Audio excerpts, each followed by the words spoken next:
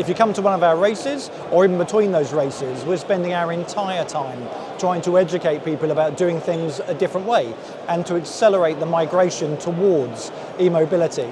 So whether that's programs like Girls on Track, so Girls on Track is a program we have that encourages women into motorsport and into the broader automotive sector and STEM sectors.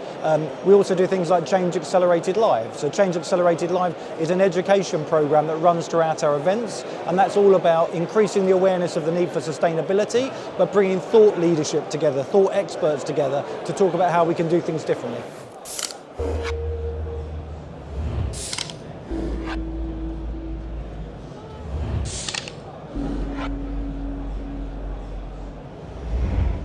Now your fan base keeps growing, as does the competitiveness. Do you think this partnership will help both of those continue growing? Well, I guess there's competitiveness on the racetrack, which is always going to be there. Then there's competitiveness in terms of more people getting invested in the sector around sustainability. In fact, I would actively encourage more competitiveness if it means people are focusing on sustainability more. But I think this partnership coming in from the PIF, we have 350 million fans now around the world, and we're growing between about 15 and 20%. Their investment in terms of thought leadership will allow us to grow that fan base even faster.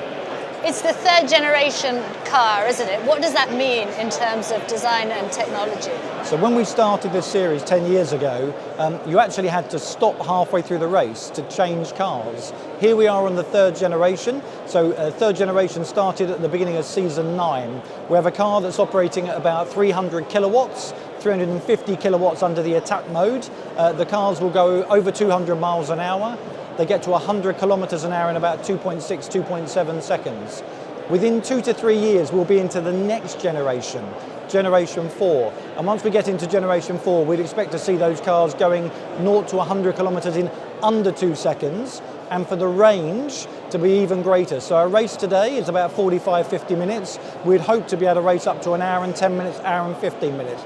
Battery technology and powertrain technology is coming on so quickly. It feels like we're at the infancy of the technology and we're able to exploit that on the racetrack. Why is it important that you have these races in cities? Well, the beauty of a city is, first of all, that we have public transportation.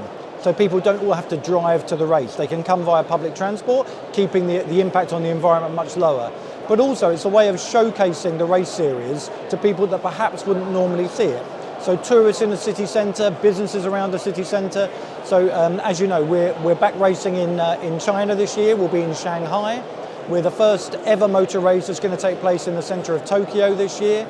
And we go to all our old favourites. We go to Diriyah, to Mexico City, to Sao Paulo, Portland in the US, London, Berlin, Misano in Italy is a new venue for us. And of course Monaco, the home of motorsport around the world.